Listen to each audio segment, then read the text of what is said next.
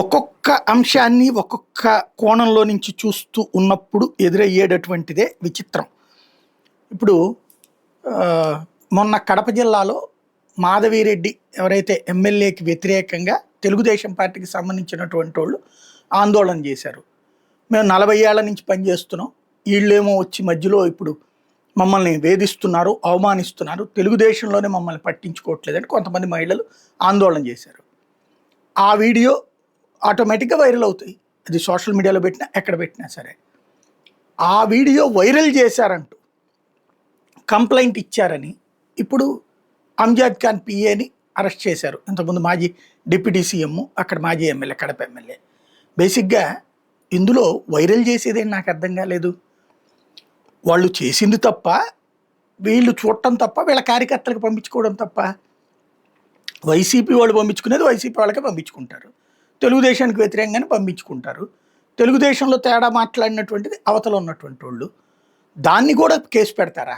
ఆ లెక్కనైతే కనుక వైసీపీకి వ్యతిరేకంగా కొన్ని వందలు వేలు లక్షల వీడియోస్ తెలుగుదేశం వాళ్ళు ఫార్వర్డ్ చేస్తారు కదా, జనసేన వాళ్ళు ఫార్వర్డ్ చేస్తారు కదా, బీజేపీ వాళ్ళు ఫార్వర్డ్ చేస్తారు కదా, ఇప్పుడు కాంగ్రెస్ వాళ్ళు బీజేపీ మీద చేస్తారు కదా, బీజేపీ వాళ్ళు కాంగ్రెస్ మీద చేస్తారు కదా. బీజేపీలో అసంతృప్తి ఉందంటే కాంగ్రెస్ వాళ్ళు చేయరా, కాంగ్రెస్లో అసంతృప్తి ఉందంటే బీజేపీ వాళ్ళు చేయరా? ఆ వీడియో ఫార్వర్డ్ చేస్తే క్రైమా? ఇలాంటిది కూడా ఉంటుందా?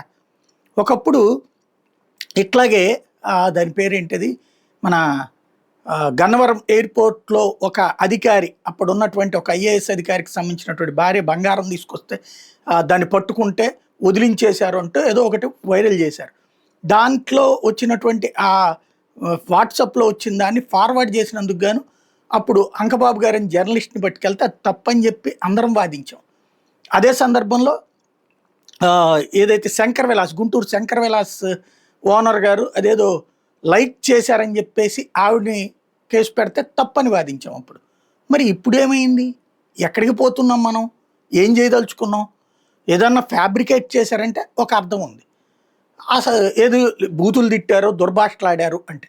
అలా కాకుండా తెలుగుదేశంలో జరిగిన ఇంటర్నల్ వార్కి సంబంధించిన వీడియో వాళ్ళ కార్యకర్తలకు ఫార్వర్డ్ చేసుకున్నారు, లేకపోతే కడపలో ఉన్న గ్రూపులకు ఫార్వర్డ్ చేశారు కాబట్టి అది కుంభకోణం, లేకపోతే దాని వెనకాల ఉన్నదని చెప్పేసి అరెస్ట్ చేస్తే సక్రమం అవుతుందా? బాధ్యతాతత్వం అవుతుందా?